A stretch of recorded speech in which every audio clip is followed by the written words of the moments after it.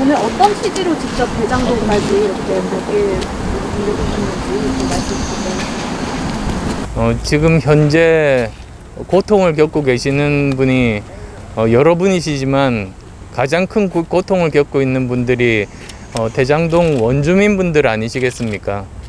그래서 그분들의 목소리를 직접 듣고 지금 이 문제에 대해서 어떻게 생각하시고 그리고 바라는 해결책이 있다면 어떤 것들이 있는지 현장의 목소리를 들으러 이렇게 찾아뵙게 됐습니다.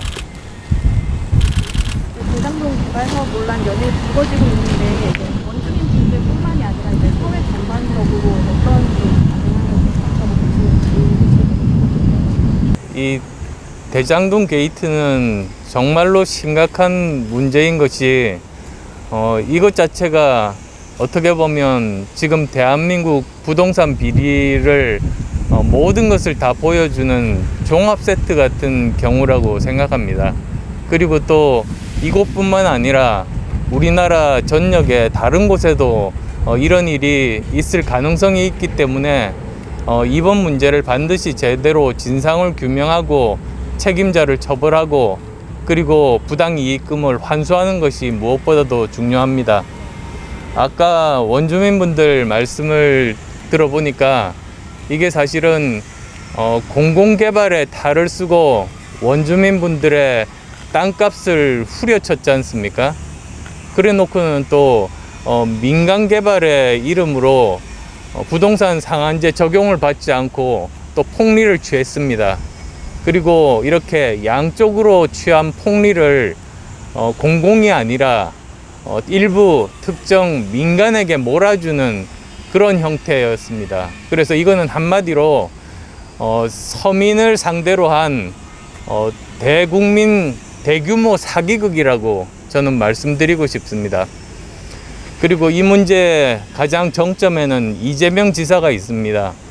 이재명 지사가 시장 시절에 모든 결정에 대한 최종 결정권자였으니까 이 책임으로부터는 절대로 자유로울 수 없습니다.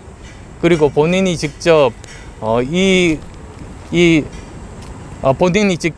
대장동 게이트에 대해서 본인이 설계자라고 이미 말을 한 바가 있습니다.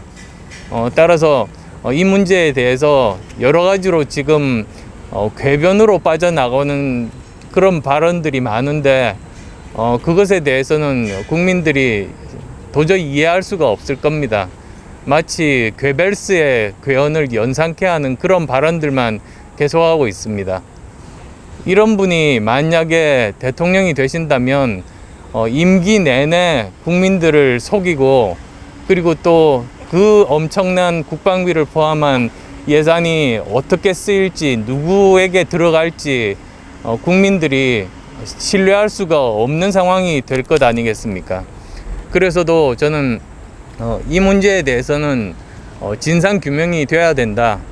그리고 특히 특검을 통해서 이 문제를 해결해야 된다는 생각을 가지고 있습니다.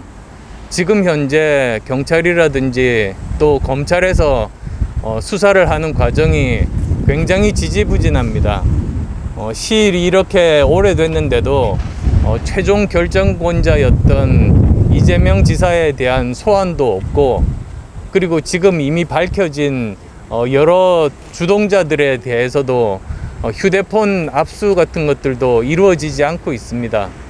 그래서 이런 부분들을 보면 더 이상 검찰, 경찰의 조사는 신뢰할 수가 없습니다. 따라서 저는 특검을 통해서 진상을 규명하는 것이 답이라고 생각합니다.